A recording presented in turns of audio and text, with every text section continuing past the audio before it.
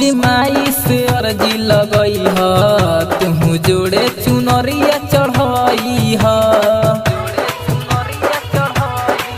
भौजी माई से अर्जी लगई ह तुहू जोड़े चुनरिया चढ़ई ह। धरी हो कलसा मन में बललसा, धरी हो कलसा मन में बललसा, तो 9 दिन नमी भूख जाई ह। भौजी मैया से अर्जी लगई ह तुहू जोड़े चुनरिया चढ़ई ह। भौजी माई से अर्जी लगई ह तुहू जोड़े चुनरिया चढ़ई ह। धरी हो कलसा मन में बललसा, धरी हो कलसा मन में बललसा, तो 9 दिन नमी भूख जाई ह। भौजी मैया से अर्जी लगई ह तुहू जोड़े चुनरिया चढ़ई ह। डीजे मनीष रक्सौल।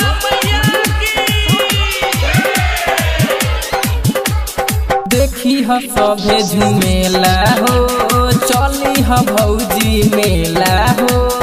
हमनी के साथ में घूमल जाई, होई ना कुछ झमेला हो।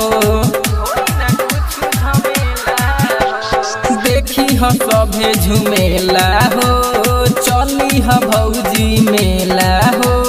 हमनी के साथ में घूमल जाई, होई ना कुछ झमेला हो। नया नचरत हो बारुए भौजी, नया नचरत हो बारुए भौजी, मैया रानी से बतई ह। भौजी मैया से अर्जी लगई ह तुहू जोड़े चुनरिया चढ़ई ह। भौजी मैया से अर्जी लगई ह तुहू जोड़े चुनरिया चढ़ई ह।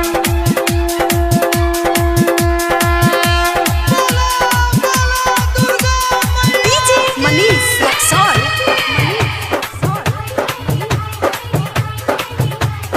संगे जाई राजू राजा हो, ऐसे न भौजी ला जाना हो। तोहरो सपनावा पूरा हो जाई, ले ली हो नारियल ताजा हो। संगे जाई राजू राजा हो, ऐसे न भौजी ला जाना हो। तोहरो सपनावा पूरा हो जाई, ले ली हो नारियल ताजा हो। कुछ के कमी नहीं होई भौजी, कुछ के कमी नहीं होई भौजी, सुनील भैया के घरे बोलई ह। भौजी माई से अर्जी लगई ह तुहू जोड़े चुनरिया